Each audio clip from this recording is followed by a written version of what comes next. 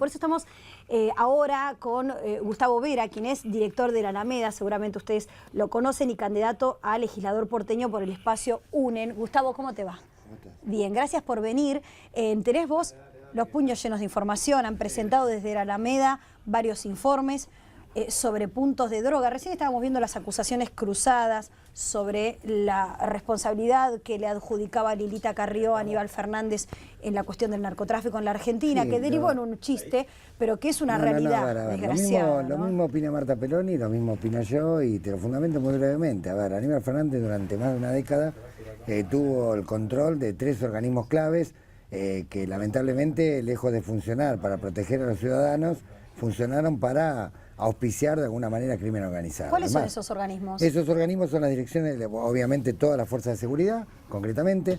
Ahí tenemos la falta de radicalización, ahí tenemos la coima generalizada a nivel de la Policía Federal, la coima que hay generalizada en la frontera con Gendarmería, la Dirección Nacional de Migraciones, que ya desde 2005 había funcionarios como Carlos Sapere, que era el exdirector de Control y Permanencia, que ya denunciaban concretamente que hacían la vista gorda frente al tráfico incesante que había de migrantes para explotación sexual o laboral. Y el tercer organismo no tan mencionado, que es la Inspección General de Justicia, a través del cual hubo sucesivos escándalos por el lavado sistemático de dinero a través de las sociedades offshore, sociedades anónimas, algo que se empezó a ver después de la masacre de Cromañón, pero que después de alguna manera fue más generalizado cuando el Gafi estuvo por expulsar a la Argentina en el 2011 por no cumplir 21 de las 23 condiciones para combatir el lavado de dinero. Es decir que estos 3 organismos y la degeneración de estos 3 organismos nosotros llamamos Anibalandia. Así fue titulado en el capítulo del Aplaudidor, un libro que escribió Graciela Russo sobre Aníbal Fernández, donde nosotros aportamos bastante prueba documental de que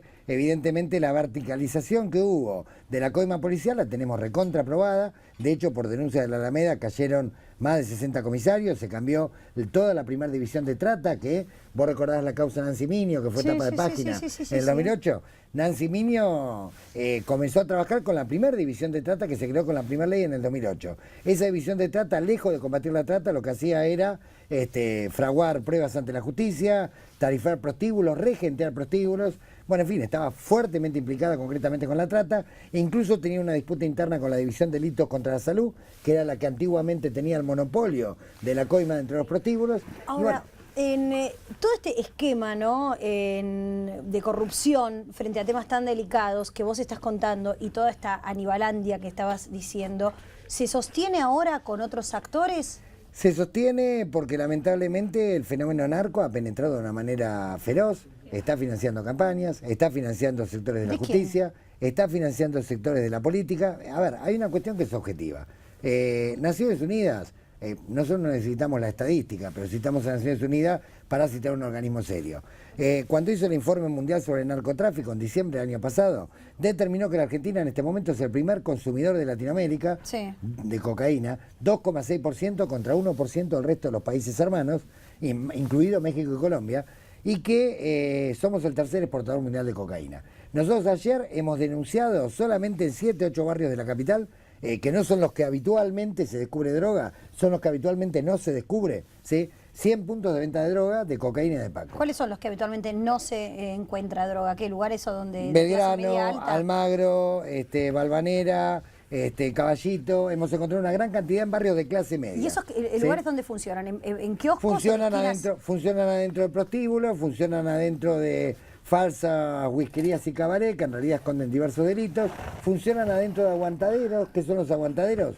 Son las tomas de tomas. ¿Sí? O sea, año 2002, 2003, en la desesperación económica, mucha gente pobre tomó viviendas abandonadas para vivir. Lo que no se conoce mucho, y lo podés preguntar a las organizaciones que se dedican, digamos, al tema de la vivienda, es que en el 2004-2005, cuando vino la recuperación, vinieron desalojos masivos, pero en algunos casos no hubo restitución a dueños, sino que hubo tomas de tomas. ¿Toma de tomas qué significa? Una banda que operaba para jefes de la policía tomaba el lugar y convertía ese lugar en un aguantadero. Hay varios de estos aguantaderos en Caballito, hay varios de estos aguantaderos inclusive hasta en Palermo, Cuando en uno le Almagro. pregunta a los ministros del gobierno de Mauricio Macri, por ejemplo, qué se puede hacer en relación a eso, dicen lo que pasa es que como la trata es una ley nacional, nosotros no podemos pedirle a un juez de nuestra jurisdicción que aplique esa ley porque la toman, esas causas son causas federales y entonces no podemos actuar, etcétera, etcétera. No, el gobierno de Mauricio Macri tiene una responsabilidad enorme, digamos, en esta cuestión porque tiene un montón de organismos para para poder entrarle a la mafia, no solamente de la trata sexual, también de trabajo esclavo, también en relación concretamente al tema del narcotráfico. Por ejemplo, la ley de trabajo a domicilio es una ley de aplicación porteña, se puede aplicar a nivel nacional, a nivel de capital, con los tribunales ordinarios y con la propia autoridad de aplicación inspectiva que tiene la Agencia de Control Comunal y la Subsecretaría de Trabajo. No obstante ello, tenemos 3.000 talleres clandestinos con trabajo esclavo. La ley de trabajo a domicilio podría penalizar claramente tanto a la marca como al taller, podía permitir la clausura del taller, el rescate de las víctimas, y si se descubriera en el camino algún delito de tipo federal, el gobierno obviamente lo eleva ante el fuero federal como corresponde, cosa que el gobierno actual de Mauricio Macri no está haciendo. En relación a los prostíbulos puede aplicar perfectamente la ley de profilaxis, la 12.331, que prohíbe cualquier tipo de explotación sexual por cuenta ajena. Podría inclusive entrarle por el fraude de la habilitación, porque muchos de estos prostíbulos están falsamente habilitados. Podría entrarle a los puntos de venta narco, muchos que funcionan en kioscos, en supermercados, en bares, exactamente por lo mismo. O sea, fraude de la habilitación, revocatoria de habilitación y elevación de la causa, digamos, a juzgado federal. ¿Pero hizo algunas de esas cosas o no? Yo pregunto, a ver, ¿cuántas causas por narcotráfico denunció el gobierno de la ciudad ante el fuero federal? Te respondo, ninguna. ¿Cuántos puntos de droga tenemos? Cientos y cientos en toda la capital. 100 denunciamos nosotros, pero Lugano, Soldati, el Bajo Flores. Por ejemplo, a Villa 1114, el cura Adolfo declaró en la causa de Marcos Estrada, que es el que maneja la principal cocina de cocaína y que ahora va a juicio oral en la Villa 1114, que hubo 500 muertos en 5 años. 500 muertos que no tienen que ver con muertes naturales, tienen que ver con enfermedades derivadas de las adicciones o enfrentamientos armados producto de guerra de narcos. O sea que vos tenés ya en la capital federal territorios liberados que el gobierno de la ciudad claramente no quiso combatir. No urbanizó las villas, no solucionó los problemas más graves que había a nivel del AMBA, creció la desigualdad entre el sur y el norte concretamente y se desplegó en gran escala el crimen organizado.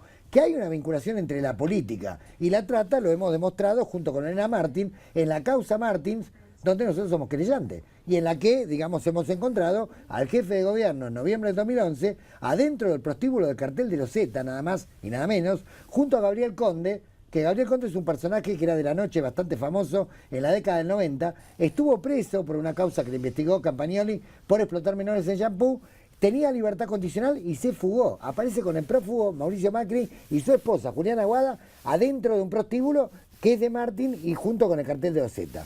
Por otra parte, la propia Juliana Aguada, 5 veces la hemos denunciado por basar su producción en talleres clandestinos. Entonces, a ver, si no se predica con el ejemplo desde la cabeza para abajo, es difícil que esto se pueda solucionar. Gustavo, te pueden encontrar en la boleta de Lunen. Estoy como primer candidato a legislador. Sí, pues no van a encontrar afiches porque plata no tenemos, de recursos públicos. Ahora vamos a hablar La campaña de UNEN es muy económica y particularmente la de la fracción de Coalición Sur, que fue la que se impuso en UNEN, es la más económica de todas. Bueno, pero tienen muchas formas originales, que ahora vamos a estar hablando con Roy Cortina de campaña, cosas que están haciendo. Incluso hoy mismo hay una acción, ahora la vamos a contar. Gracias por haber venido, Gustavo. Gracias a vos por invitarme. Ya volvemos con Roy Cortina.